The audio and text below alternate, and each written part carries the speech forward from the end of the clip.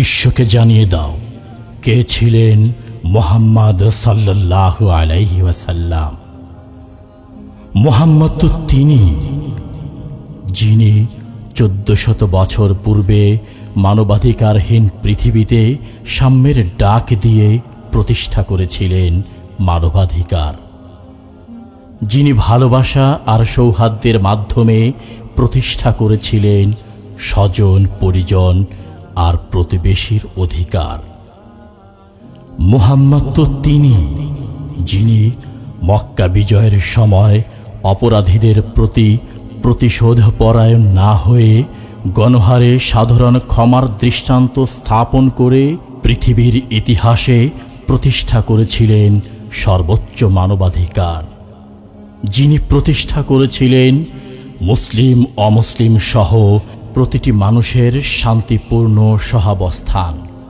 তিনিই তো মুহাম্মদ, যিনি পিতামাতার প্রতি সন্তান আর সন্তানের প্রতি পিতামাতার দায়িত্ব আর অধিকার প্রতিষ্ঠার মাধ্যমে উপহার দিয়েছেন পৃথিবীর ইতিহাসে শ্রেষ্ঠতম পারিবারিক কাঠামো, যিনি কন্যা সন্তানকে জীবন্ত কবর দেওয়ার মতো বর্বরতা বন্ধ করে প্রতিষ্ঠা করেছিলেন সর্বোত্তম নারী অধিকার, নারীকে অধিষ্ঠিত করেছিলেন মায়ের মর্যাদায়।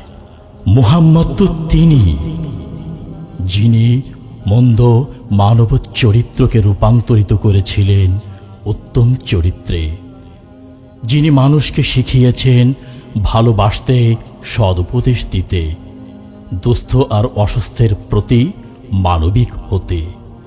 মুহাম্মদ তো তিনি, যিনি মানুষকে সৎ কাজের আদেশ দিয়ে সকল অসৎ আর মন্দকে বর্জনের নির্দেশ দিয়েছিলেন, যিনি আহ্বান করেছিলেন গায়রুল্লাহর উপাসনা পরিত্যাগ করে এক আল্লাহর ইবাদতের প্রতি।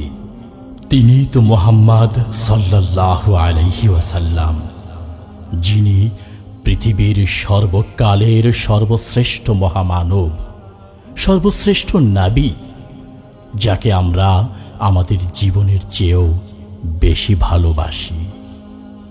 আল্লাহ তাআলা বলেন, ইন্না কাফাইনাকাল মুস্তাহজিইন, অর্থাৎ বিদ্রূপকারীদের জন্যে আমি আপনার পক্ষ থেকে যথেষ্ট।